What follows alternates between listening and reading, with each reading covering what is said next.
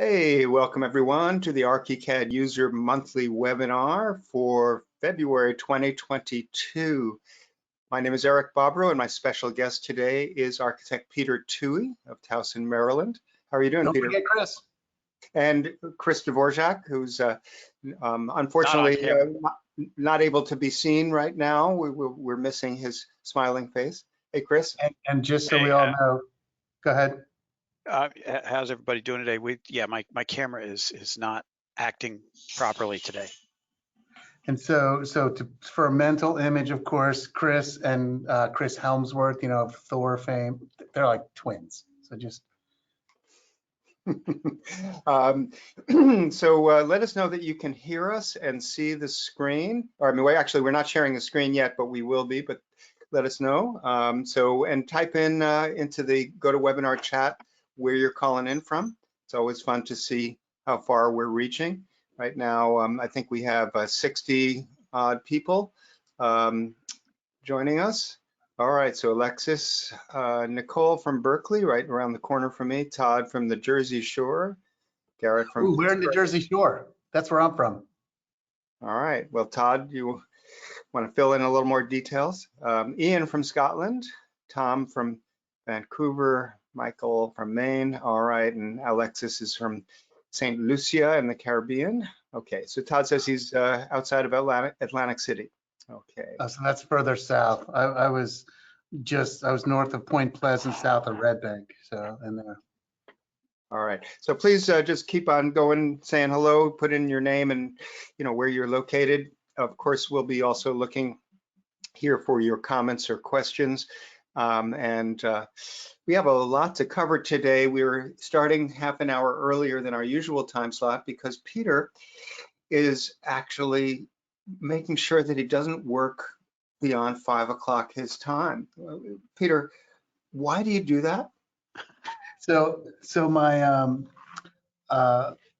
Chris and I worked like an unbelievable amount of hours. I always tell people that 2020 was the longest decade of my life, and so for 2022, I'm saying 5 o'clock. That's it. Come hell or high water, and so far I've been pretty good at that. And I'm also trying to work even less. And I'm in a spot where that's financially a possibility because my kids are out of college and all that kind of stuff. The nut to crack for me on a monthly or yearly basis is less this year than it was, 6 years ago when I had 2 kids in college. Oh my God. But at the same time, we are known because of the work that both Chris and I do of being very, very high in our client deliverables, between the BIMX model, the virtual reality, the videos, the renderings, and all the charm that I bring.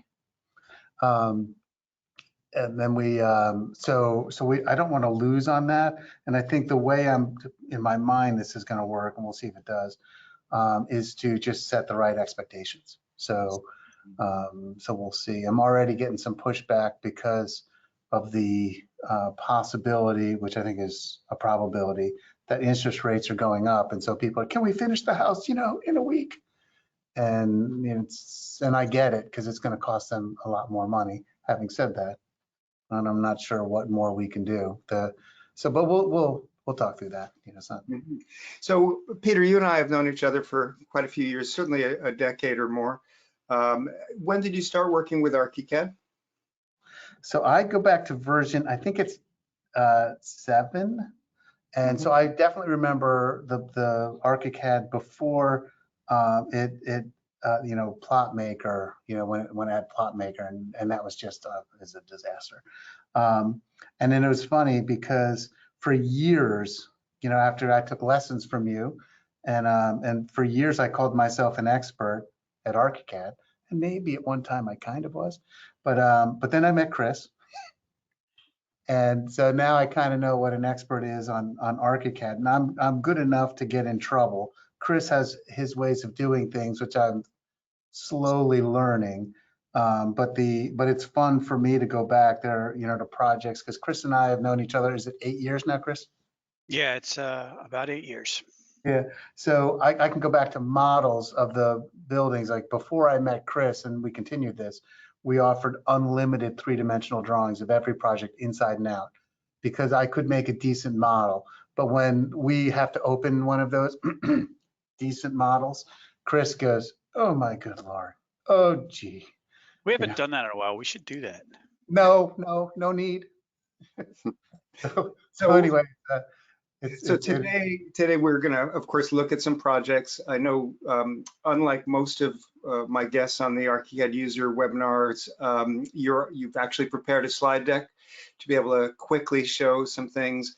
One of the things that we're going to be trying to combine today, of course, Archicad, we'll talk shop, Twinmotion, some of the concerns and opportunities and just best practices for how you manage projects when you want to really get the high-end visualization and the virtual reality options. And then some things about marketing, because you were one of the first people that I taught marketing in the internet marketing for architects course. You ran with it. And it's exciting to see how you've gone, from smaller projects to really, massive, complex, high scale, projects. I think it'll be interesting just to talk about some of that process as well and how Archicad and Twinmotion play a role in it. exactly. So we have a lot to cover. I'm going to make you presenter so you can share your screen, and then we will get going. Let's see here.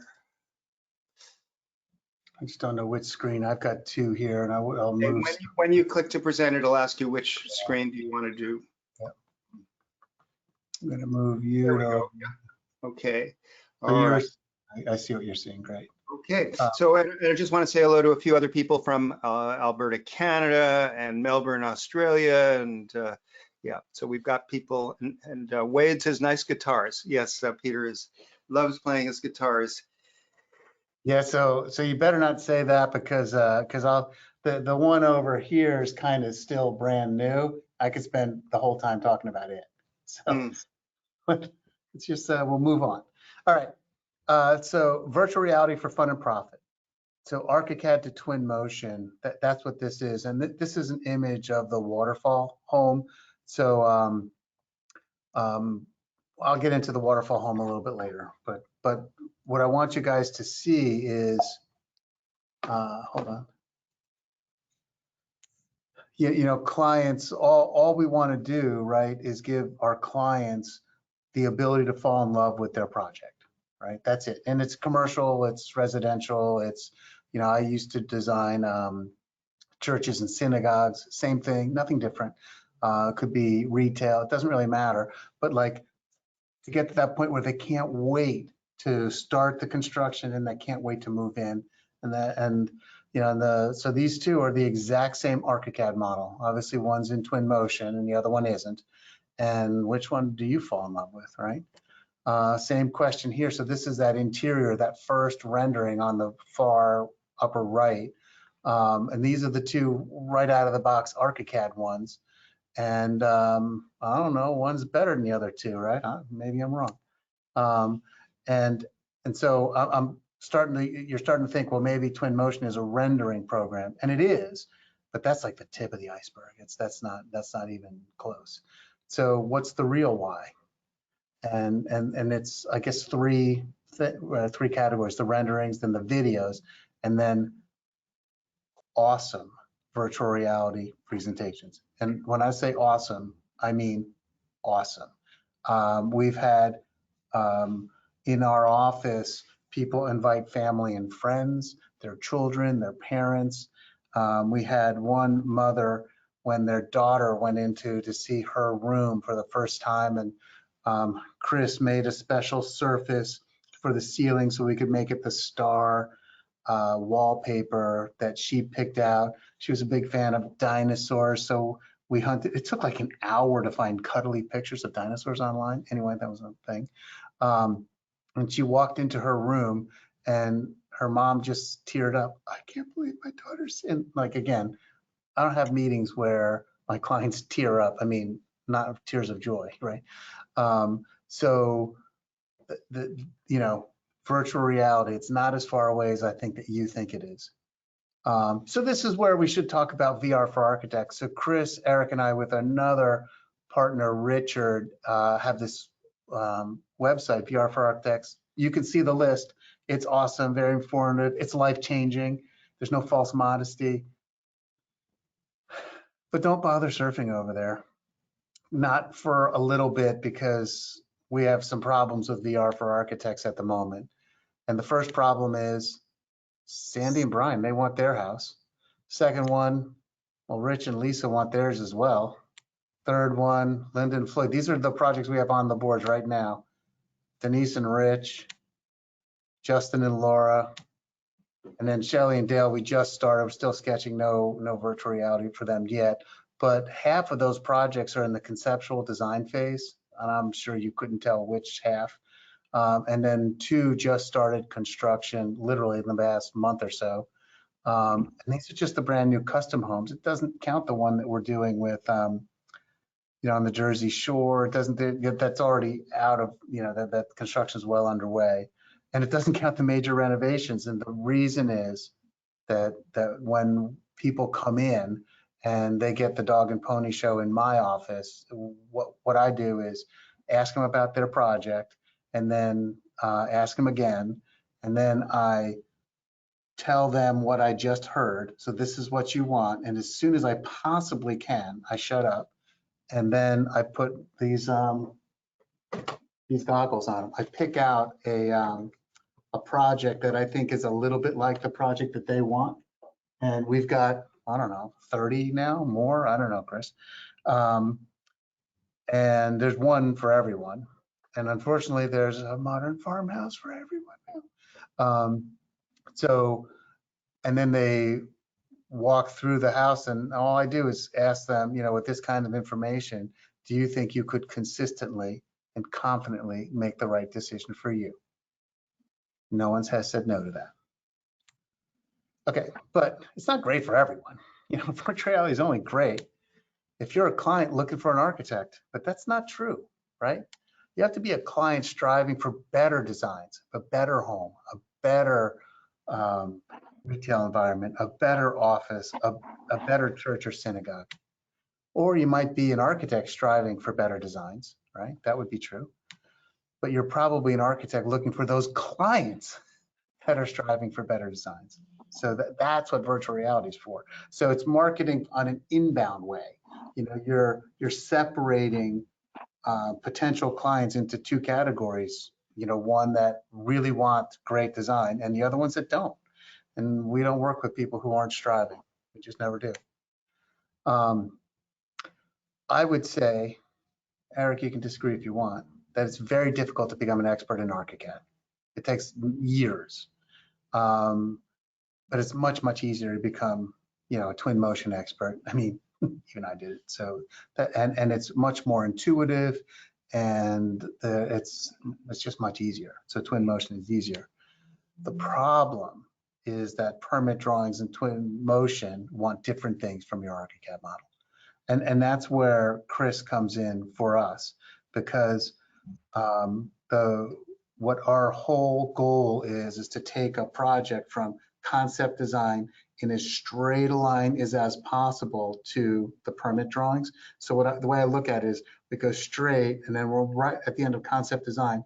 We do this little speed bump. It's a little speed bump, and that's Twinmotion. But we're not doing this huge detour. I could spend 4 years in Twinmotion if I wanted to get every blade of grass perfect or whatever. But I don't want to, because all I'm trying to do is to get the client to fall in love. So I want to do the minimum that will get that maximum result.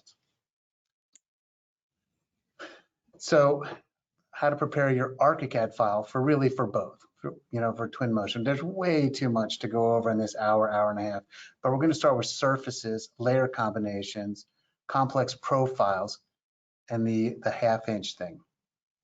And there's a lot of videos online how to use Twinmotion, and actually let's do a quick reading.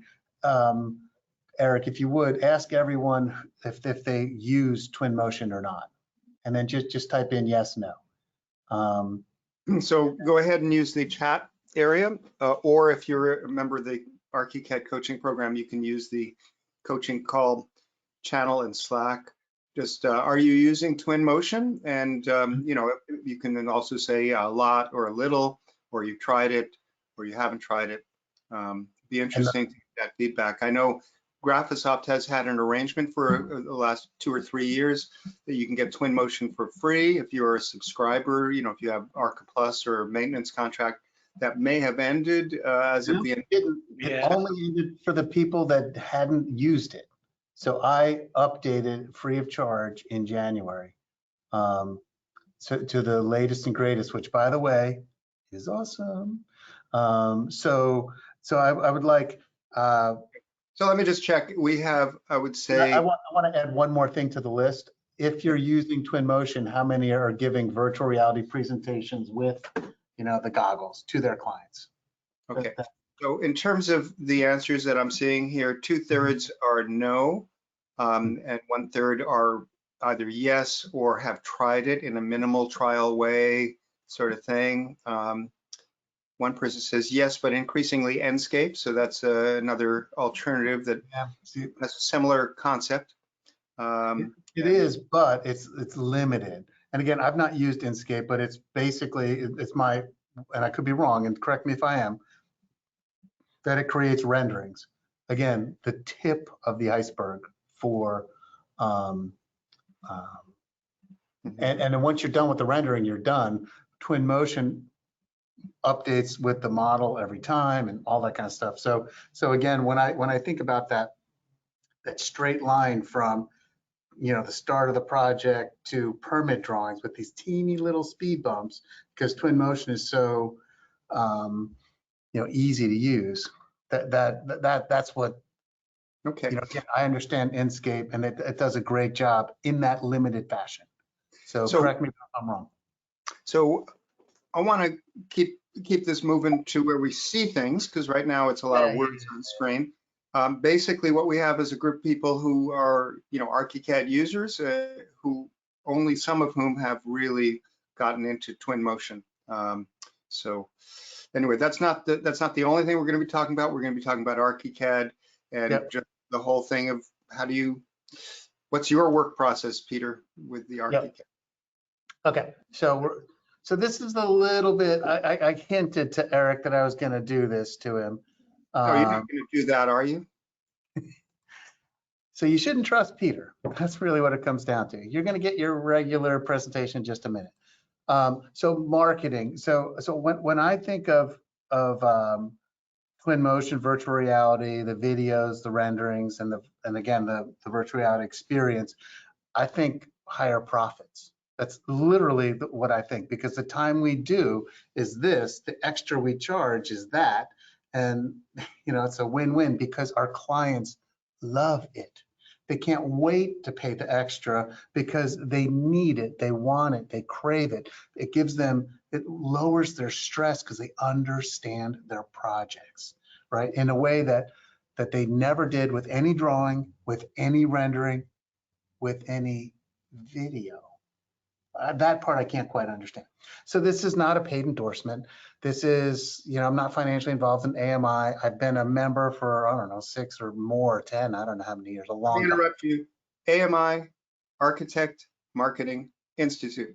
So a lot of people wouldn't recognize what those initials are. It is my other business that I have partners in, co-founder. And if you want more information, archmarketing.org, archmarketing.org. Chris, could you throw that in the chat? Yeah, throw that in the chat, please, because it is absolutely worth, my opinion, and again, reasonable people can disagree on this, but my opinion, worth at least a look. So what did it teach me? What did Eric and Richard and even Enoch way back when teach me? First thing is, marketing is not selling. Marketing is educating. And the difference is body language. You know, when I'm selling, it's buy 2, get 1 free. Who's with me? And but when I'm educating, I go into that professor mode, and my body language is strong and it's direct. So my point is that people we are all really good as humans, all of us, at reading people's body language. And so if I'm nervous about something, like if I'm trying to sell, then my body language shows nervousness. And then as a person viewing me, anyone, they have to wonder, is he lying? He's nervous, so he might be lying. But when I'm educating, my chest goes up, and I start using my arms, and I do this line, whatever I did before, and the body language is totally different. It's very trustworthy because, again, I'm not trying to sell anything. They've asked me what our secret sauce is, and so for me, it's virtual reality. I have an elevator pitch that I don't really use, but it's very concise, and so I can talk to people in our meetings, and I have a very high hit rate, which is good. But AMI also taught me how to talk to potential clients. They call it the FAB formula. But part of that is just preparing very short answers to the typical questions and feature, attribute, benefit. And we as architects and people tend to leave out the benefit. We already heard one of them today already. So for me, the feature is virtual reality.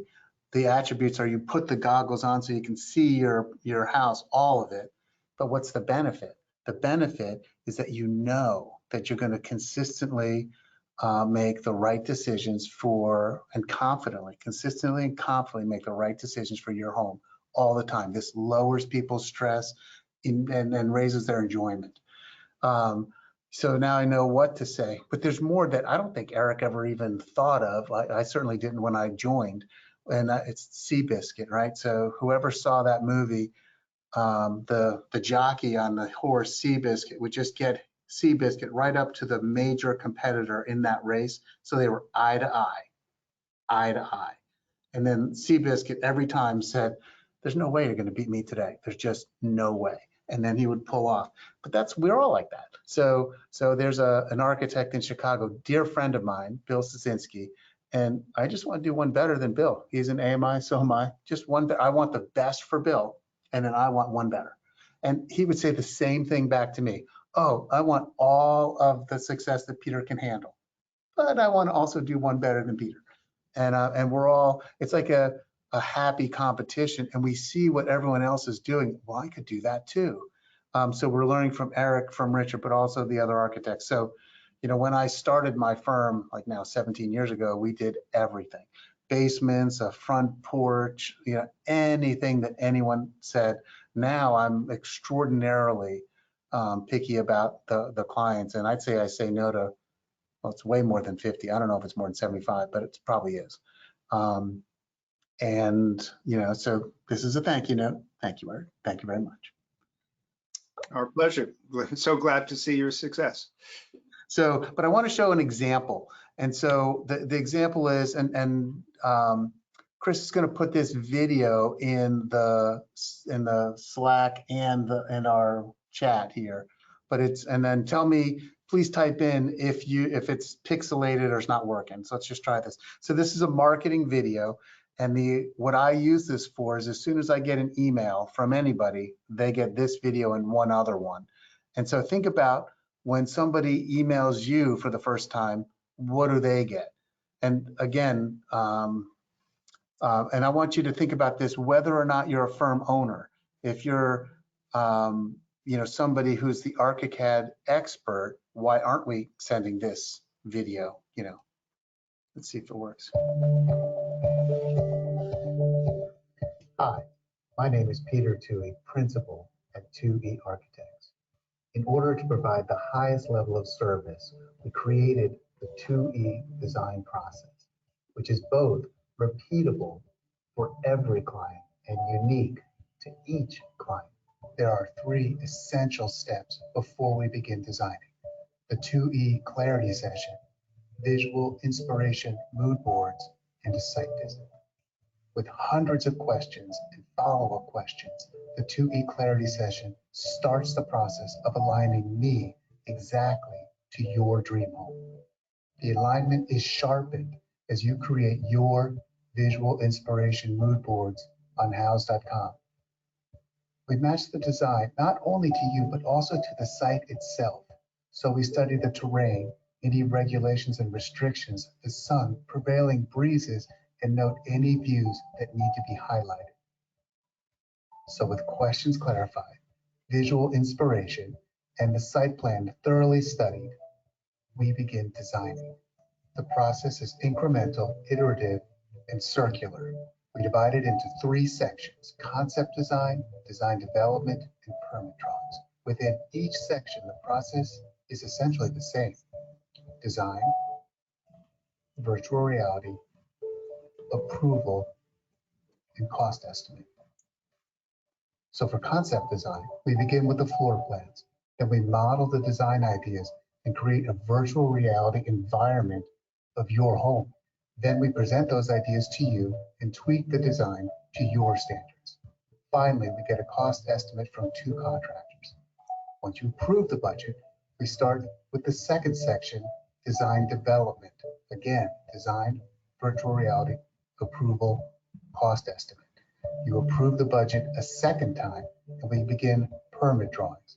Again, design, virtual reality, approval, and finally, the bid. I guess what separates Twohy Architects from all of our competitors is this: multiple cost estimates throughout the design process and the extensive use of virtual reality. Virtual reality breathes life into the design and is a key component of every stage. Throughout the design process, we build your virtual reality home, and it gets more detailed and complete as we progress. You will be able to truly see the design, experience it from all angles, and even feel what it will be like to live in your home way before construction starts. You can avoid costly changes during the construction phase by thoroughly reviewing your design choices during this phase. How would lowering the ceiling height in the family room affect the feel? What about raising the ceiling height? This is how we tailor the feel of your home exactly to you. Now we turn our attention to developing all of the plans and documentation for the contractor and the subcontractors to build it.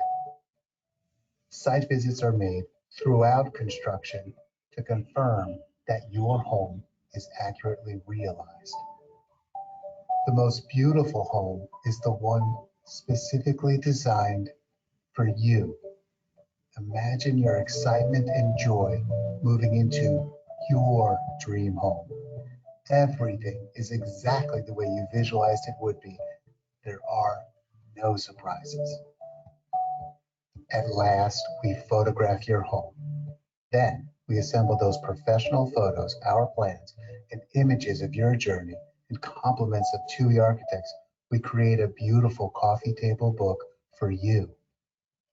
Let's collaborate and design your dream home together and to your exacting standards. To ensure that we get every detail correct and the feel precisely tailored to you, we need virtual reality to be a part of the process. Contact me, Peter Twohy, to learn more. Oh, well, here, I'll finish it. Let's make your dream a reality. Okay, so what I want you to get from that is 2 things. If you're going up against Twohy Architects, that's what you're going to have to go up against. And so eventually your potential client, if they've seen this video, is going to ask you, I don't know, tell me about your virtual reality capabilities. And there's only one good answer to that. And it's like, oh yeah, we do it all, you know, and if you don't say that, it's likely that I'll win. And I'm not saying I'm a better architect. Maybe Chris and I are, maybe we're not. It doesn't matter because they're not going to be deciding on that. And they can't decide on that. You know, my clients don't know who the better architect is. It's just not, it's not what they do. So, you know, they can't look in general, if they had 3 architects and all of us could easily say, this one's probably the worst, this one might be in the middle, but this one's the best. I don't think most clients could tell the difference between either. So then they start deciding on things that aren't that. And so service, personality, ability to communicate, and then virtual reality. And I know we win projects because of the virtual reality. I know we do. So, okay, now we're back. We're back. We're off of marketing. We're back to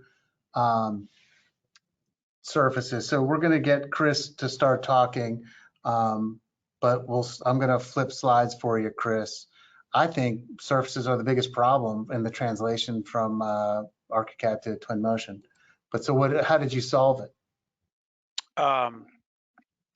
So the problem with out of the box Archicad is they have all these surfaces already preset and they're great, right?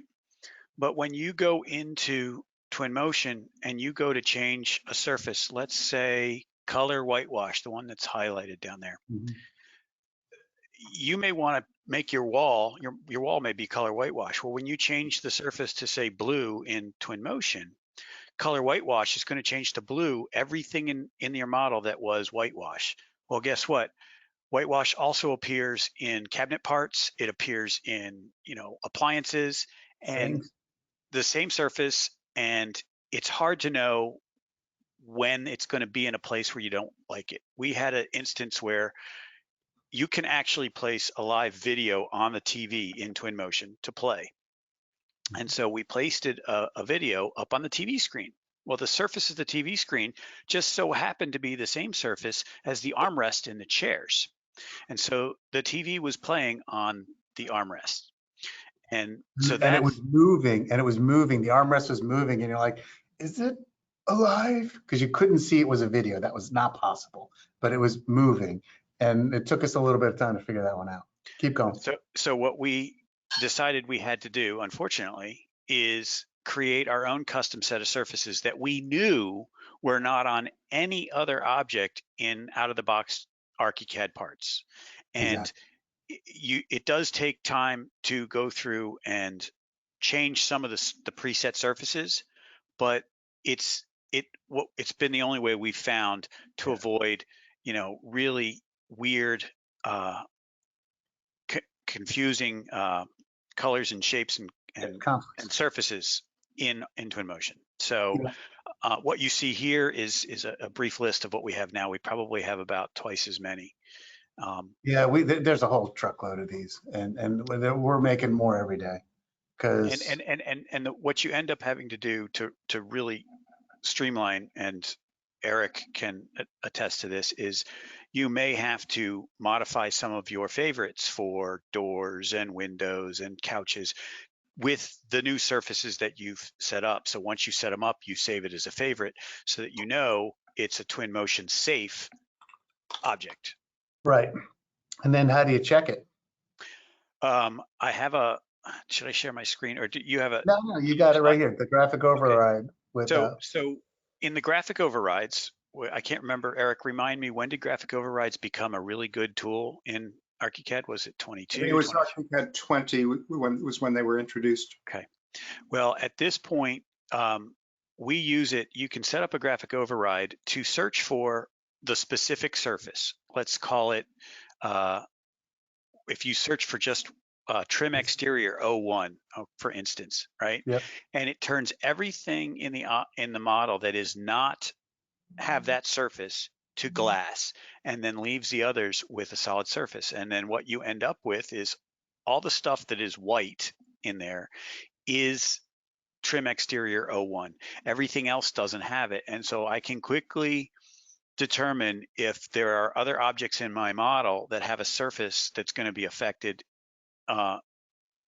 in the wrong way, right? All of these are set up correctly. If we change them in Twinmotion, we want them all to be the same color, right? It's a quick way to determine where you have conflicts. Yeah, and then we did this earlier, and I can't remember which if this was the trim exterior one. This one was the white, the out of the box. This was the out of the box color white, 09 color white, I think. And it just so happens you can see it's on all of these window openings. But very few of them. Very few of them, because in this model we have already gone through and corrected everything for our Twinmotion, because this model is well advanced. But as you can see, even with as much time as we spent to correct it, there are still things that are potential. And so it wasn't a problem in this case because there was nothing else that was that color whitewash or white. And in Twinmotion, it wasn't going to change anything. All right, so then the layer combinations. So when I was an expert, I didn't have even half of these. So I no longer consider myself an expert, obviously. So let's go over this just quickly. For those of you who've been using Archicad a long time, I used to have twice as many layers as this in mind when we needed a separate layer for existing walls, demo walls, and new walls. Now with renovation filters and the graphic overrides, it's greatly reduced the number of layers we need. However, for Twinmotion, what we've also found is there are certain fixtures and objects in Archicad that are okay, but they're not great. Twinmotion actually has like better refrigerators and better tables, right? So we need to have the tables and the refrigerator in our Archicad model for your BIMX model that you give to all your clients. And we give a BIMX model to all our clients. If you're not doing that, you're missing out, and you're not providing your client with a full view of what you have to offer. BIMX is amazing. If you haven't used it yet, you should. Right. And wait, let me stop you right there just for a second. And I think that, and I believe this strongly, that that you need to show the Twinmotion. We hold back on the BIMX model for quite some time, so they get the feel of the Twinmotion, so that they can translate the Twinmotion to the BIMX, not the BIMX to the Twinmotion, because the BIMX is a view that's sterile, and the Twinmotion is a view that's you can fall in love with. So, but Chris is 100% right. Every client, every time, and they love it. And I'm sure other people here have show their BIMX models. I would be willing to wager, because I'm a Vegas guy, any amount of money up to a quarter, that if you give them the Twinmotion video, like you're going to see in the future here in a second, that we give as a presentation, and then the BIMX model, they'll love the BIMX model even more. Keep going, Chris. yeah, and those of you who have been using BIMX models extensively, you can put surfaces and textures that looks somewhat realistic. And I think when Peter showed the 3 images up there, one of them did actually have the surfaces and textures, and they can look good, but the time it takes in the BIMX model, we leave our colors and stuff in the BIMX model very less complicated. So for Twinmotion, we have layers that we've set up that we put furniture and appliances and things that we don't want in Twinmotion. We put them on what we call a Twinmotion off, so that we can have one view set, quick view for a BIMX model, and one quick view or view set for Twinmotion. Yep. And then so now we're moving to the profiles. What do you call these things?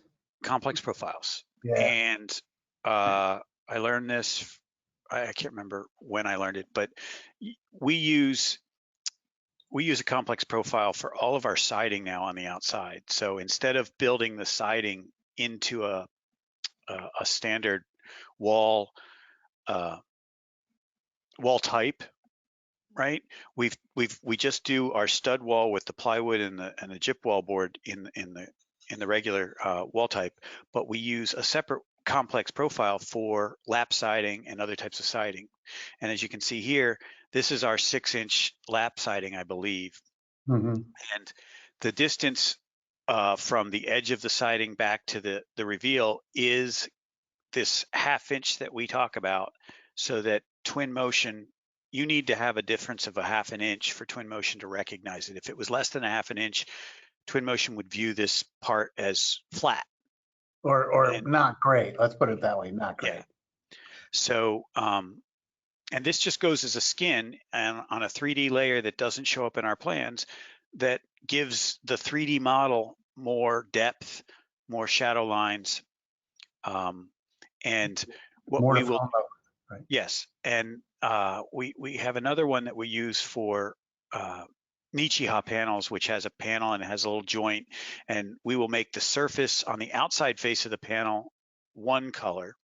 And even though the whole panel is the same color, we will make the joint surfaces and edges a darker color just to articulate the shadow line better in our model in Archicad as well as our model in Twinmotion.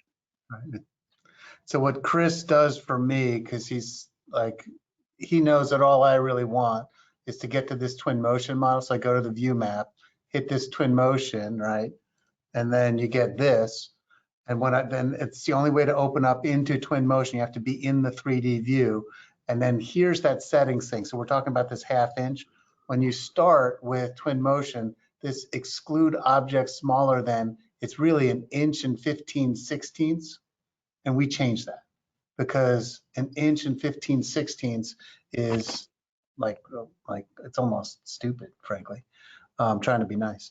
So we changed that to 7/16, just under 1/2 inch, so that it will include everything above 1/2 inch. So our siding profile is technically incorrect, but again, at that scale, it doesn't really matter. You know, but this is a big deal. What you know, when again, we went through it quickly. When you go into Twinmotion, this settings thing, people don't always look at this, right? And then we didn't at first, Peter. Yeah, we like people. We had to discover the 1/2 inch thing on trial and error, and so that's why we're and mostly error, right? So let me make one little point here. The interface that you're showing there is the older interface for the Twinmotion direct link. Now, these days, you go through the window menu palettes, and near the bottom of the palettes is the, what is it, Datasmith plugin. So Datasmith, I guess, is the file format that's used now to communicate with Twinmotion. I'm not sure if Datasmith is a company because it's Epic that has the whole thing, but Datasmith is part of it. So there are some differences, but I'm sure the controls are still there somewhere, just in a right. You have to find that, and it would be the same. And frankly, I still use this because I find it to work just fine. But it's worth a look to see what the Datasmith does differently. But thank you. But this is a big deal, and I was always wondering why our renderings looked a little bit flat, and that was why. There's another thing in Twinmotion now, and maybe I'll post a little video how to do this, and we can share it with everyone. But it's when you're doing a rendering, a lot of people like what is it called? Inkscape, that's the company that does the rendering one. The Archicad does renderings, but they also do them. You can increase the resolution, and it is awesome. You know, so if you're doing an important rendering, increasing that resolution is a big deal, and it's kind of tricky. It's not intuitive on how. I don't have Twinmotion open right now because it tends to crash if I have too much at one time. I tend to turn everything off and Twinmotion on, but I have it on this one. Maybe we can go to that later. But let's keep moving a little bit because it's 4:15 already. I want to finish up this so that we can get to the job that we're working on now. And this is a presentation, so the video portion. Again, what we're trying to do, this is Justin and Laura's home. And just to remind you of that one, this is in the conceptual design phase. So we haven't really done much on the interior at all. And we're going for its first preliminary cost estimate. You remember in that video, we do 2 cost estimates and then the bid. This is what we provided our contractors for the first cost estimate, which is going to narrow the range pretty good. So here's that video. And remember, Justin and Laura have already forwarded this video to select friends. Those select friends make about as much money as they do and are interested in the kinds of things that they are. So we call them future Twohy Architect clients. That's what they're called.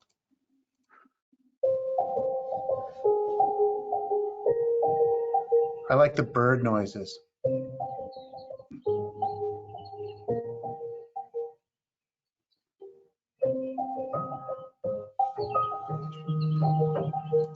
So one of the things I want you to focus on as you're looking at this is our clients will never imagine more than what we show them. They will imagine what we show them, but never more than that. And I want you to see this beautiful sky. This is the new sky domes in Twinmotion, but they only really work on PCs. They don't work on the Mac so well, and they have ray tracing, which is amazing technology, and it doesn't work at all on the Mac. So keep going. It's only 3 minutes. This one's shorter.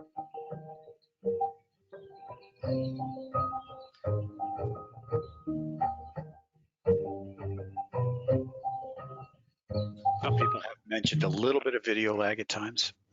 Sorry about that. Do you want me to make it smaller? I think that'll help. No. So I'm gonna. So you can see this is a mistake. These are all the same surface. So, we'll correct that in the future. You can also see what Chris was talking about are the joints in this Nichiha panel are different than this, and it just makes it pop. It's beautiful, and it gives us the feel that we'll be in real life, even though technically it's not correct.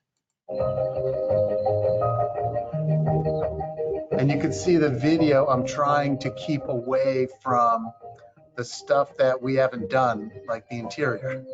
So I'm giving them a feel for what they're getting. Cars parked are a pain on a sloped driveway, but there you have it. I'm trying to, again, give them the feel for, these dramatic cantilevers. And I think that video sort of helps show that. I also wanted to give the feel of what that exterior patio is going to be like. And my clients love this every single time. Days worth of sun in 20 seconds, they go gaga over this every time. Because they have no idea what this is. I know that the people on this call all can see this, but they can't. So now they can. So again, they love it. I think we get a sunset. Come on, give me a sunset. Oh, there it is.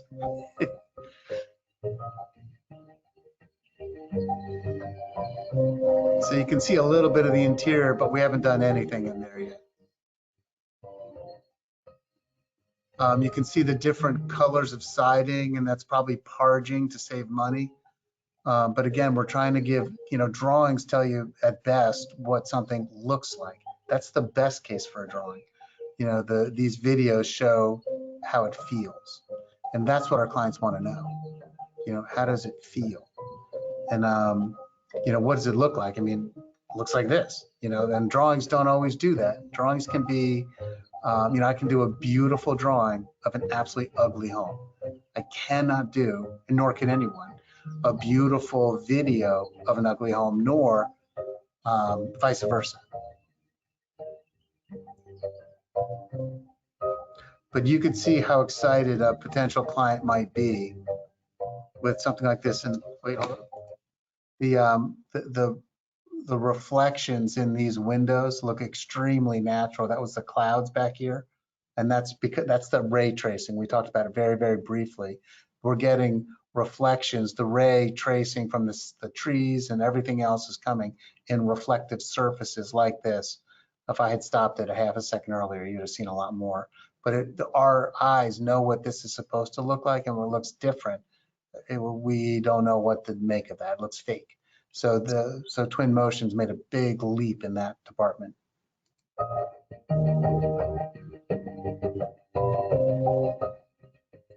So, and when you know at the end of the video, that's how to get in touch with us. So again, that's this is a presentation tool, but it's also a marketing tool. But we did save the best for last, and then we're going to go to that home that you just saw and show you how we put together our, the drawings, and how Chris, on the one hand, is looking at the permit drawings all the time, right? And on the other hand, he's looking at Twinmotion all the time. And that's how we keep our costs as low as they can be and our clients as happy as they can be both. But I did say virtual reality presentations, and this is the game changer. The videos are great, the renderings are great, but this is the game changer. And the part about this that I want you to think about is putting on virtual reality goggles has what I call conversational currency. People are starting to go out again, and they're starting to have dinner parties again, thank God. And they're talking about whatever's interesting to them. So, when I had a client come back to me and they said that it was amazing. She said virtual reality and then goggles, and then she realized that literally everyone at the dinner party was paying attention to what she was saying for the first time in the dinner party that happened. So, the guys were talking about football, but hold on a second, I want to hear about this. And so this is her, right? And so you saw her in the video leaning in to different things and smiling all the time, right? And when she took off the goggles, that was her expression, and just have a guess, right? Is she telling people about this or not? So, and just so you know, she is. So I think now we could stop briefly for questions, but I kind of want to move on and just show a set of drawings that we're working on, Justin and Laura's house. Eric, you think just do that and then save questions for? Yeah, I think let's save the questions for after we see those, the actual project. Yeah, and again, this presentation is a little bit different because, like, I think we all have this tool belt, right? And what if I told you that a tool in your tool belt can make you more money, right? That one that you use every day. And of course, that tool in your tool belt is Archicad, and specifically with Twinmotion. And again, like, Archicad is one of those things, and thank God we have Eric, and so that we can keep our Archicad skills getting better and better and better. So we all need to be a little bit more like Chris. But Twinmotion is a part of that. And, I had my, both Chris and I are on the subscription. And so we downloaded before January 31st to make sure that our subscription kept going. So I've downloaded on all the computers, and, and it's like $500 if you didn't do that. Which is a shame, but that's the way it is. So Chris, why don't you take the screen so that we can look at. Can you see my screen? Yes. Mm-hmm. All right. So this is a current project. I got to get these videos off of the screen so that. Sorry. Can't make this smaller. It's fine. It's fine. I'm trying to get rid of the videos because they're blocking my screen. Can you? We're not seeing the videos, okay. But you could just hit the minimize, the yellow button or the minimize option. Okay. All right. So this is our standard cover sheet. We always put, the money shot, or what we deem one of the money shots on the cover page. Yeah. I'm going to skip over the code notes and the site plan because they're. This is at a concept design phase. Our first meeting. We keep all the walls very generic and gray. We use a graphic override to do that, so that when we're ready for construction, we can actually show the installation. We can show the different finishes. Wait, stop for just a second. Wait, don't move. That lower patio, Chris put on a different drawing so that it would be a lighter. There it is, and it just graphically looks so much better. To me, I was I come up with these crazy tricks. Chris, what I would like is this, and he's like, I don't know how we're going to do that. He goes, oh, I know how. And it was fun to see him do that kind of stuff. It's the same lower level plan that we have here, and I just brought it in as a different image. So there's two images, and I overlaid it and made it gray, a light gray, using another graphic override. I made all the pens gray in this one, whereas all the pens for the lower level of the patio are darker pen weight. But for me, what I like about this presentation is I want the white of the house to explode off the page. And again, I want our clients to fall in love. That's every single time. And this is part of it, and Chris and I have, over the last, 8 years, have honed this. This has become our graphic style. So for floor plans, keep going. We also, even at the very first presentation, we have the use of the schedules. And this one, simple area schedule that takes into account using the zone tool to get the areas of the lower level.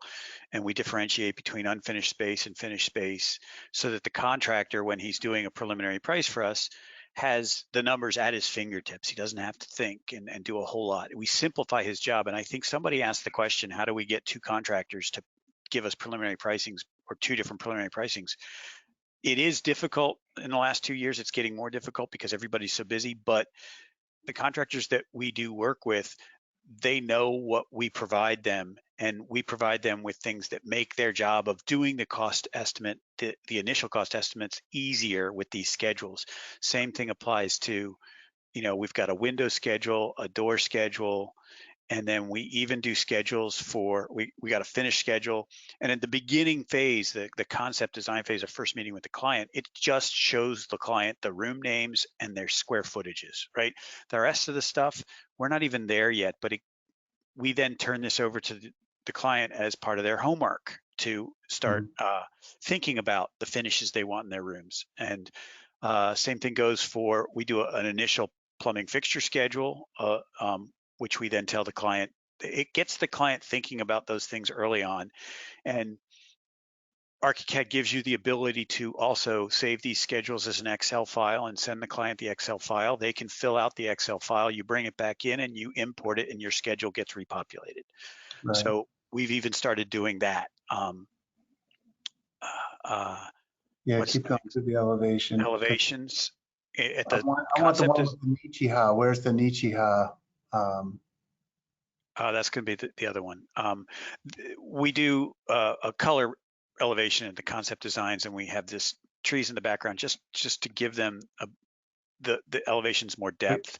I guess we don't have it on this one. Yeah, let me go back to that one just for a second. Go back. You saw the video of this house, and now you see these drawings. Drawings are super nice, but which ones are so sexy that you can't say no to them? It's not these. I will link that one video that we have, Peter, that basically turns the 2-dimensional drawing into the 3-dimensional model. Yeah, it's magnificent. So can you zoom in just to show the page full? Yeah, that's like that. And these are beautiful drawings, but they do not have anywhere near the power of the videos. And again, the videos don't have anywhere near the power of the goggles, which blows my mind because there's literally no difference in my mind between the two, but my clients would not agree with me. And then normally, and I'm shocked that it's not on here, by the way, Chris, the Nichiha siding. We have a standard stock detail, and I didn't include it. No, not the standard stock one, but because I know that they know you've given it to them. Oh, yes.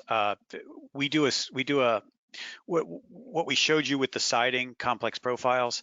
I can search for that profile and give the contractor the area of siding on the building. Exact area. And the exact area, and that includes the cutouts of all the windows. I sent that to the client, Peter, under separate cover for this particular one, but normally I would include it on the thing. And then we provide, since we can with Archicad, we've got it modeled even at the concept design phase, very rudimentary. We can show the contractor building sections through so he can clearly see the intent of the design.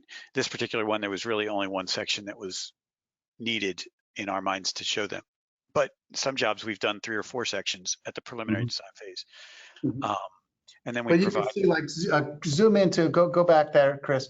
Zoom into that section as the low ceiling goes. Yeah, right there, perfect. Like, I think there's going to be a beam where everyone knows there's going to be a beam so that the house doesn't fall down. Right there. I didn't have to say more than that. And there isn't one right now. And that doesn't mean that there won't be. They're just, you know, they have to say yes, and then we'll start to move forward. So, in any case, keep going. Yep.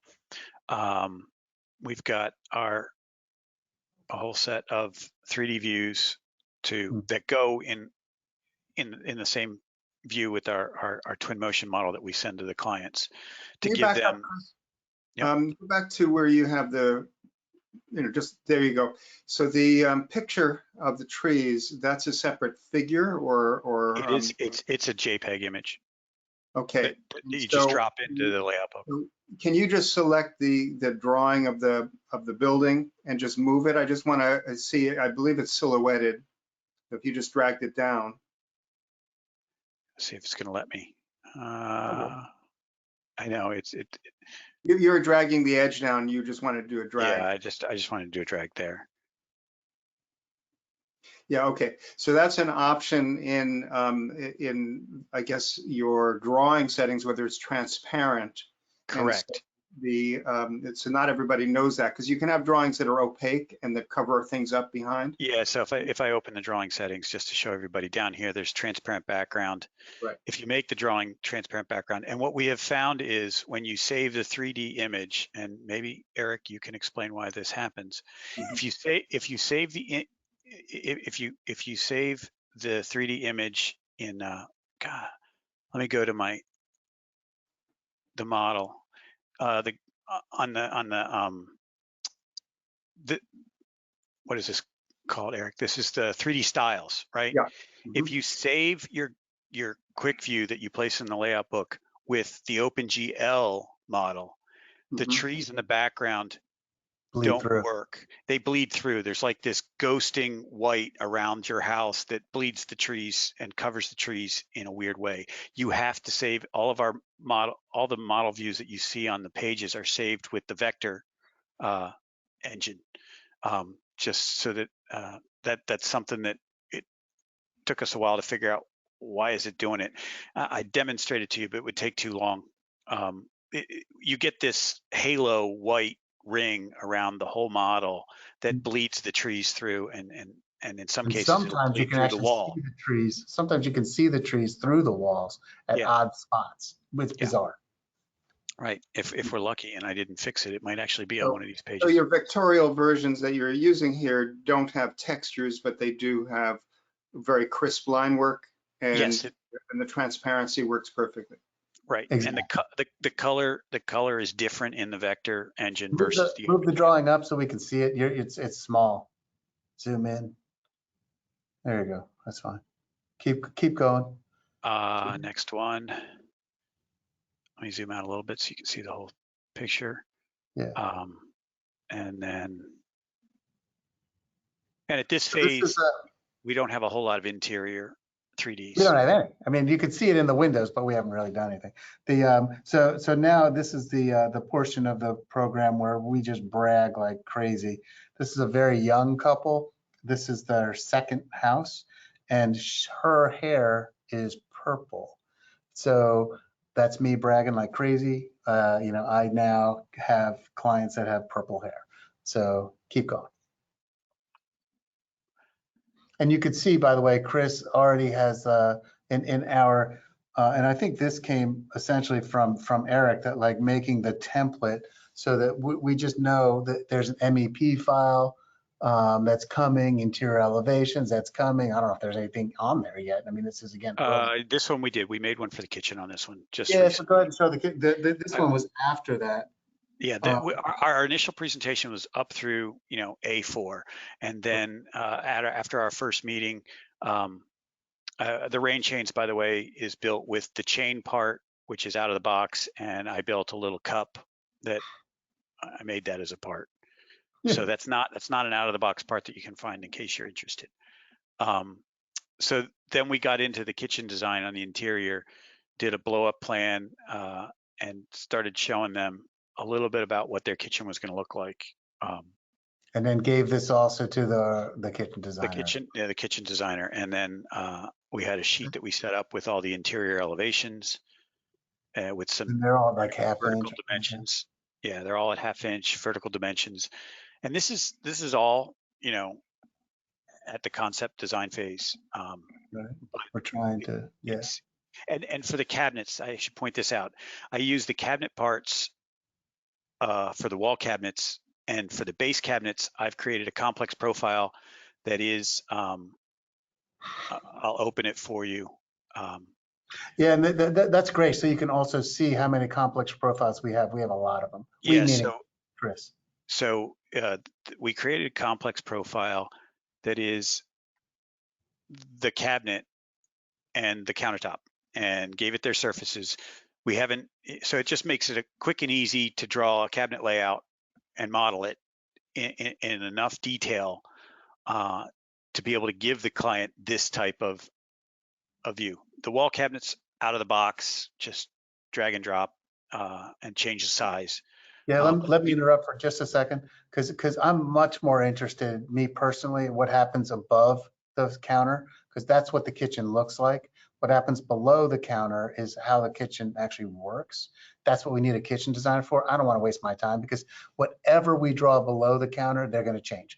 But I try to make sure that whatever I draw above the counter, they don't, unless they make it better. If they make it better, great, I'm all for it. But I find that to be rare, that they come up with a better above the counter design than whatever we've thought of. Go, Chris. So that's all we did for the elevations on this one. Let me see what other sheets we might have had. No, that's it. Oh, and then we did a model of the stair. Yeah. So for this, Justin and Laura were a teeny bit, I wouldn't say the word concerned, but they were really interested in what their foyer might be like. And so we modeled it. It took a couple of hours with Chris and I working together, but in 3D. Chris is an absolute master. I say, oh no, that looks too low, that looks too high, and then he'll move it. And then, I'll give him a sketch to start, but what the way Chris and I work is I'll draw the plan that's a three-dimensional plan, but windows are just widths. They're not really heights and all that stuff. And then Chris, I'm sure, laughs and says, okay, I can fix this and make it into a model. But there's certain things that I need the plan to do. And then we go from there. And as soon as I give him the plan, I rarely get back into it, only for teeny little things, because I'm just as likely to mess something up as to make it better. So. Yeah, and I can show here. I think this was our presentation at the very beginning when we were trying to just show them. Yeah, that doesn't look right though. No, this page got, they all changed because I changed the. Yeah. I changed the way that they were formed, and so the quick views are based on something different. So let's go back to the floor plan. Oh, I forgot I didn't do the roof plan. Yeah, which again, the whole we add that roof plan in every time because it's a big driver in the cost. So, in any case, I think we can start to look at questions if we want, or what do you think? Were you going to show a project that it has been gone through construction documents? Because this leaves, the question of how far do you take the model when you do permit drawings and when you go to construction? The one that we take it all the way. Do you want to? You have one that you're going to show us, or one that perhaps while we answer questions that Chris can bring up? I can open Cancel. Oh, it's a good idea. That's under construction right now. Right. So we do have a bunch of questions while you're getting that open. There are a few that are about the color versions of your drawings. With all that gray shading, do you consider inkjet printing costs? Do you plot or print with that background, or are these preliminary drawings only electronic? So that's a question. Peter? So I can answer that one. Let's answer that one. So to me, they're right. If it's a black and white drawing, it's I send the drawings out, so I don't have a plotter in my office, nor do I want one. I can pass the cost to the client. I don't need to do anything more than that.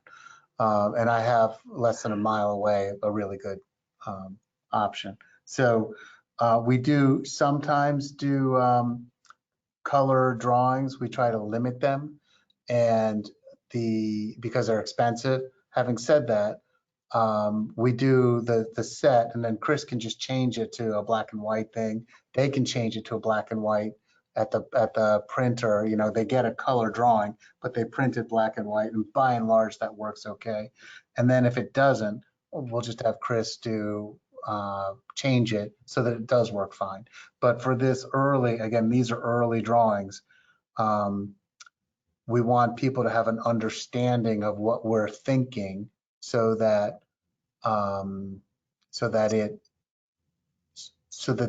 their thinking is in line with what we're thinking. So if they want to change something, it's not because they don't understand it. It's because of something else. Does that make sense? Okay. Tom Marcunas asks, why show clients elevations at all? They are technical drawings for construction. So yeah, that's a great question. And I would never show a client only an elevation, but my contractors want to see the elevations. And it's part of what if we give the contractor and the client an overwhelming amount of information. So the drawings, the BIMX model, the videos, the virtual reality experience, they feel like they're getting a good deal, which they are. And the drawing set is, I don't know, how many pages is this, Chris? 3, 10, it's between structural, it's 20 or so. And this house, I mean, it looks a little bit complicated, but this is a super easy house, and Yeah. it's actually very much not complicated. So we have our cover sheet, we've got our general notes sheet, we've got a basic site plan, and in this particular case, this site plan was done by somebody else. We just popped it in for the set, but there's a whole set of site drawings that goes with this.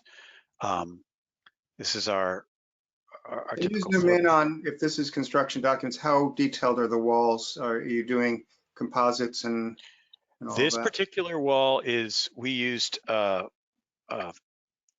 the name? It's like a, Yep.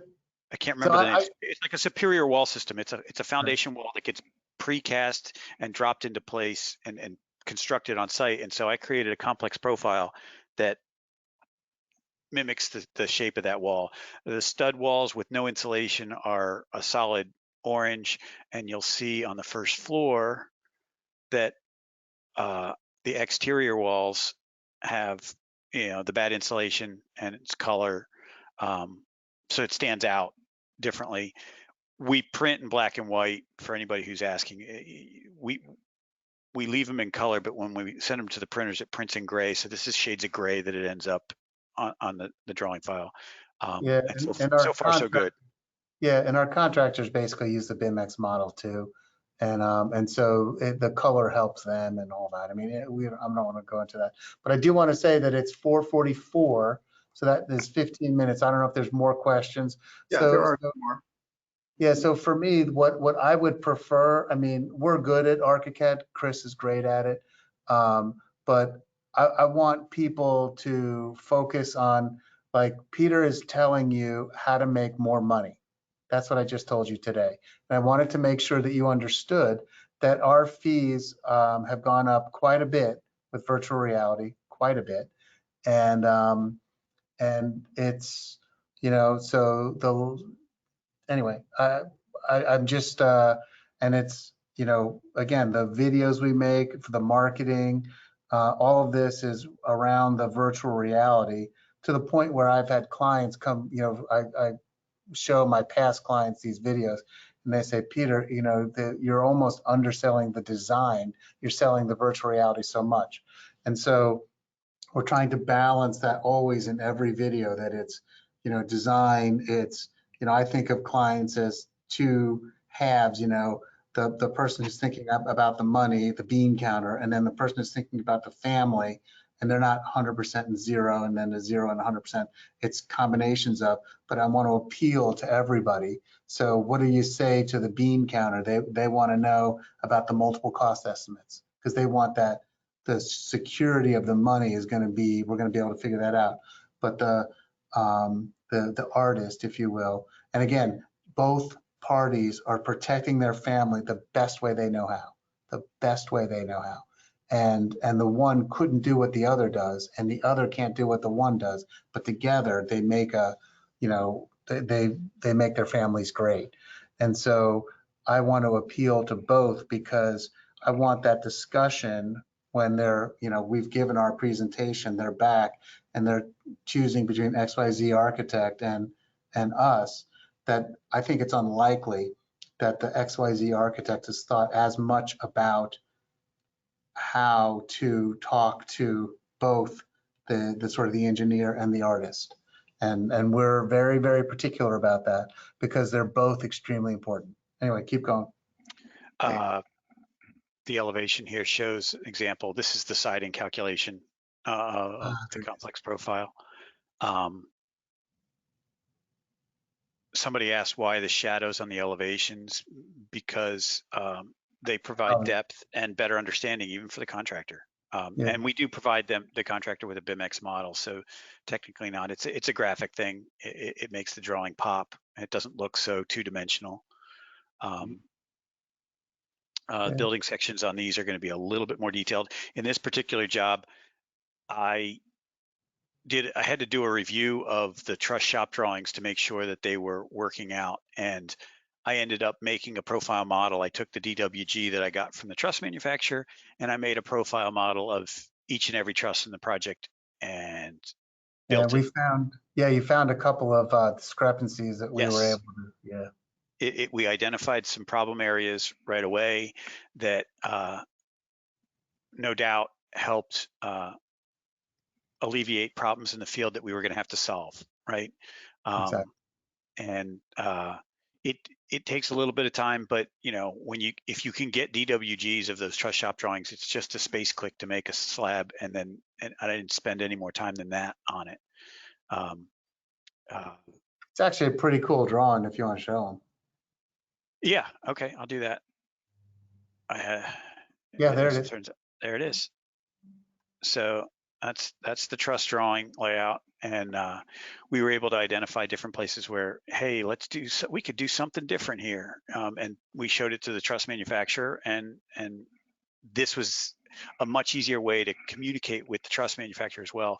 And at the same time, the whole process of me going through and building these profiles helped me really understand the truss shop drawings and make sure there weren't errors and I wasn't just glossing over something. So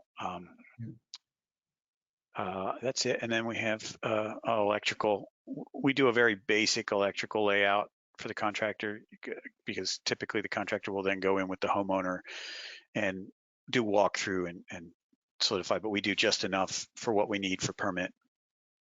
And then our structural drawings from the engineer. It's called EnviroCast. It's a precast foundation wall that just gets set into place, and it has no footings. It sits on a gravel bed, It's really cool. Really cool stuff. Yeah. The beauty of it is, and I'll zoom in on this detail, is it's like a 2.5 inch thick wall, and it's got insulation built in, and it's got studs laid into the concrete. So you just lay and it's got channels in here for the wiring, and you just lay your drywall right on top. So you eliminate all the furring that you would have to do with a standard 10-inch concrete wall. And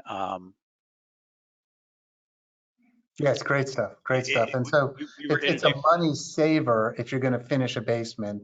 It costs more money if you aren't. Yes. But it's, you know, all the insulation, everything is great. These are just structural engineers drawings with. So we're down to 10 minutes. Are there questions? I wanted there to actually be more than 10 minutes for questions, but maybe there aren't any questions. Oh, no. There are. I've been waiting patiently here. Any recommendations for Twinmotion training videos, Peter? Somebody asked. Yeah, so there are some online. I can't remember the guy's name. You'll see them. There's like they're free. Our course is so much better because they're only talking about Twinmotion. They're not talking about how Twinmotion and Archicad need to work together. Are you putting up those things now, or what are you doing? I'm going to share links to some of these videos. Okay. I thought they were already shared. So you're basically saying the ones that people will easily see, we'll just talk about the technique of Twinmotion and the VR for Architects course that will be revamped later this year. We'll again talking about how, as an Archicad user, you can really get into Twinmotion and get the most from it. So, okay, so that's an answer there. Some questions about complex profiles, and you're using it for base and crown as well as other things. And let's see, do you always include this in your proposals or scope of work by default, or is it an add-on that people can select to pay for? I think that probably relates to VR and Twinmotion.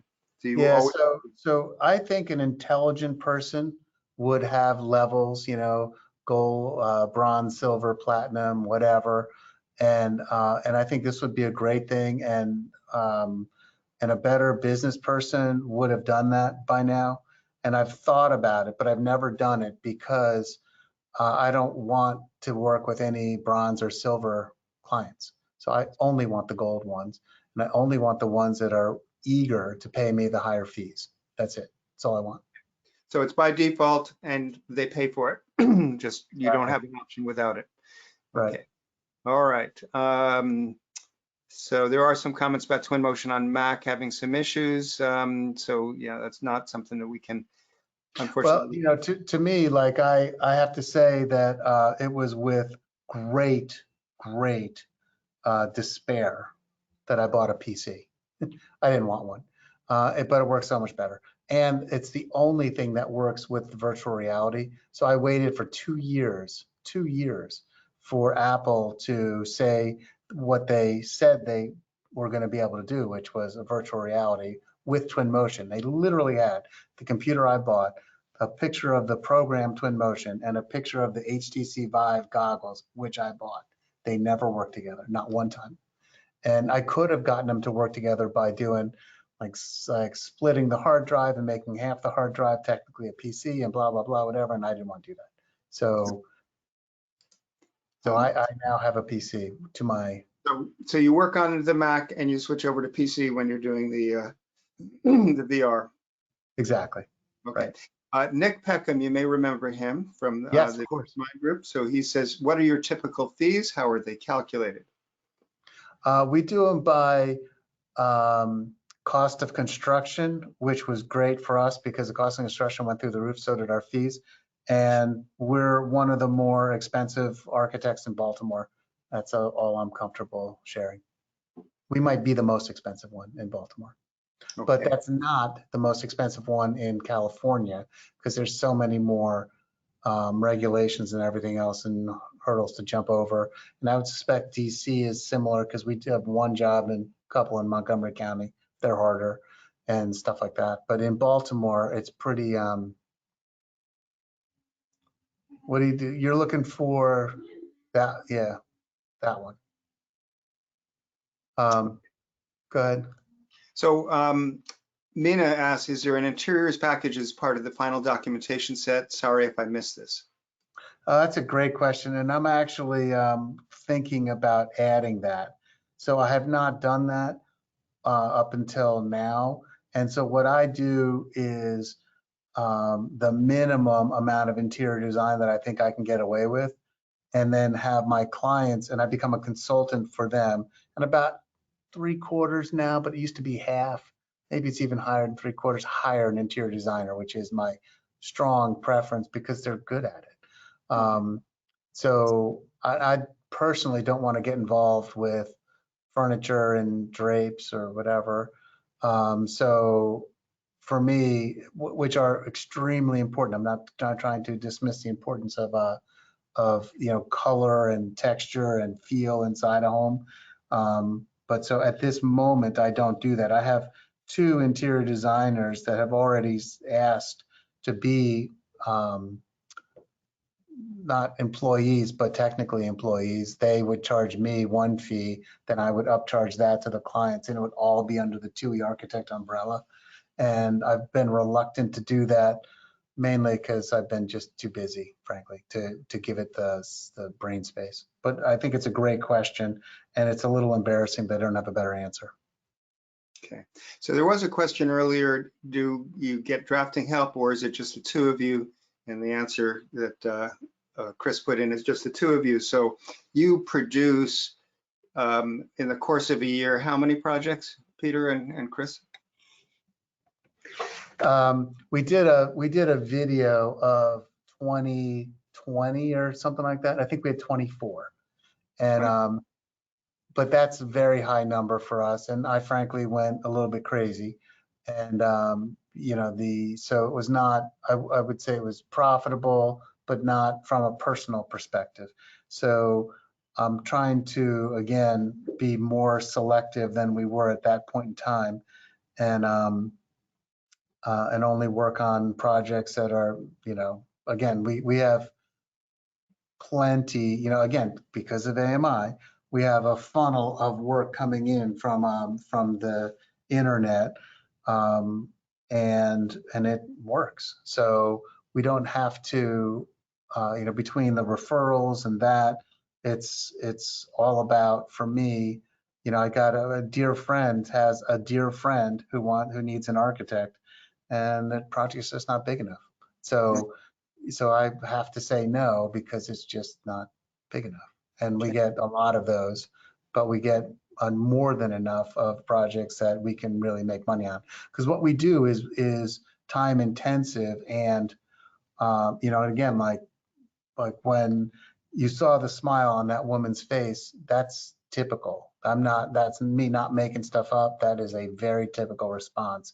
And they literally can't believe it. And I get people saying, I thought I understood the house with the video, but when I looked up and saw how high the ceiling was, which was in the video, that was in the video. But they somehow need to crane their neck up to completely understand ceiling heights. I don't understand that. I can't quite tell you why. I've specifically put people in the video so that you can see, oh, that's at least 2 people tall, so that's 6 feet tall. And yet they don't do that. So Peter, I know you're going to close this off. There are 2 questions related to that I thought you could just give quick answers. Ed Rami asks, what about all the Taco Bells that you do? When was the last time you did a Taco Bell? I've never done a Taco Bell. All right, okay. So you don't do a hard time. And Ed, just so you know, just for that crack, you owe me lunch. Okay, all right. And Jerry Sperling says, you mentioned House. How much are you using House in the process of just marketing your work? Not really that much. We go on and off with paying House. I'm very particular about making sure that my clients, because I don't have that many of them anymore, all write a review so that we've got 50 reviews or something like that. And again, it's the 2 of us. So I look at many firms in the Baltimore area that have 10 employees and or a group of 10 or whatever, and they have like 20. You know, so we look like a pretty big firm just based on our social proof reviews. Yeah, exactly. Excellent. Well, Peter, fantastic presentation. Thank you, Chris, for showing so much. This was certainly a little different than other Archicad user presentations. I think in a lot of different ways, but you've shown certainly the potential way that everyone here on this call can use Archicad more, let's say, in a just sexier way, you know, maybe I'll put it that way, with the Twinmotion, and you know, you're savvy in terms of communicating with clients and ultimately being able to just go for the gold, you know, is inspiring. So the last thing I'll say is that that if you are making a BIMX model for your clients, you are this close to virtual reality. These goggles were like, I guess, $400 or 500, I can't remember, and that's it. Because you already, if you're making a BIMX, well, you might need a PC. If you don't have a PC, you need a PC. But that's it. I mean, it's really this close. As soon as you're making a BIMX model, you've modeled the interior, the exterior, the ceilings, the whatever else. It's all in there, and so I would urge everyone, you know, that just, that are making BIMX models. And so to me, if you're not making a BIMX model, maybe that's your New Year's resolution. By the end of this year, BIMX model for every client, every time, no exceptions. And once you just get that in your mind, then 2023 is going to be virtual reality for every client, every time, no exceptions. And then when you do that, raise your fees by 3%, 4%, 5%, and yeah, and be happy and have happy clients. I mean, again, the You're talking about reaction. 3% of construction, not 3% of on top of your existing design fee. No. So for me, we went from our percentage of construction, we added 3, and then now we've added 2 more. So Okay, but that's on top, that's percentage of construction. So now we're talking about a big number as opposed to like if you charged $20,000 for design, 3%. yeah, that's not 22. No, You're it's talking about, if it's $1 million house, you're talking about adding 30,000 or 50,000. exactly, or more. And so we are, again, it's we've had some good years as of late, which is maybe not too atypical. I think most architects have, but it's what I want now again is the same good year without the same number of headaches, which to me is just less number of clients. That's all. So, all right, I'm going to run. Thanks, Eric, for the platform. I really enjoy talking about this, and the reason is I really think that virtual reality is for architects a way to elevate our entire practice. That makes us the center of the project because our clients really understand when a contractor says, "Oh, that'll cost 10 grand more," but they don't understand what they're losing when they eliminate whatever that was. And the thing I always come back to was I did this beautiful rendering years and years ago and had this big cantilever. Chris is going to say, "Oh, a cantilever." That's a little bit typical for me. And it cost 10 grand or whatever back then. And they said, "Well, let's just eliminate. It's just these 2 lines on an elevation. That was it. It wasn't even that." And then at the end, I saw it and it's like, "Oh, really needed the cantilever." Oh, well, there was probably 10 grand we could have saved someplace else. But the contractor came up with this, and I wasn't in the position of power, because he was talking money. They completely understood it, and I was saying, "Oh, but look at the proportions," or whatever I might have said. But if I had Twinmotion and virtual reality back then, I said, "Now here's the one with and one without. One's great, and the other one sucks. Which one do you want?" And they would have seen it. And you'd be able to, they'd be able to then equate the $10,000 to what they're looking at and go, Exactly. "You know what? It's actually worth the $10,000. Or- We've had clients or it do that, or Yeah. it isn't, right? But And either way, they're right, but they're not right if they're looking at an elevation because they don't understand that.